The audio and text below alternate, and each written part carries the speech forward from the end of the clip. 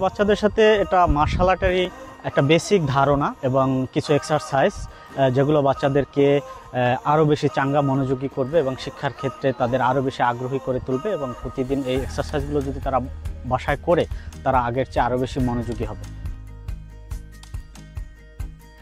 আমরা অনেক মজার মজার ব্যায়াম করলাম, আমার বন্ধুদের সাথে খুব মজা লেগেছে।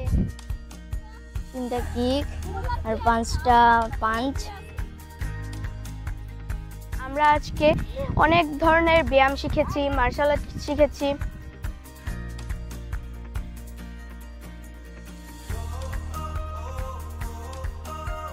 যারা তো নতুন জিনিস খুবই মজা করে শিখে, এটা খুবই দারুণ।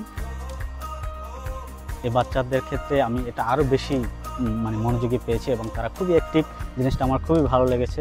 এবং তারা মার্শাল আর্ট এই জিনিসটা তাদের কাছে নতুন হওয়ার পরেও তারা কি অনেক সুন্দরভাবে মনোযোগ ধরে রাখতে পেরেছে, এটা খুবই খুবই দারুণ লেগেছে আমার কাছে।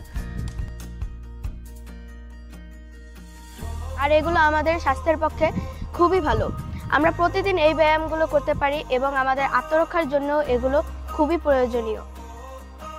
বাচ্চারা যেভাবে পড়াশোনার পাশাপাশি নানা ধরনের কার্যক্রমের সাথে সম্পৃক্ত, এটা তাদের শুধু পড়াশোনাই নয়, তাদের ব্যক্তিগত জীবনেও অনেক ভালো একটা প্রভাব ফেলবে।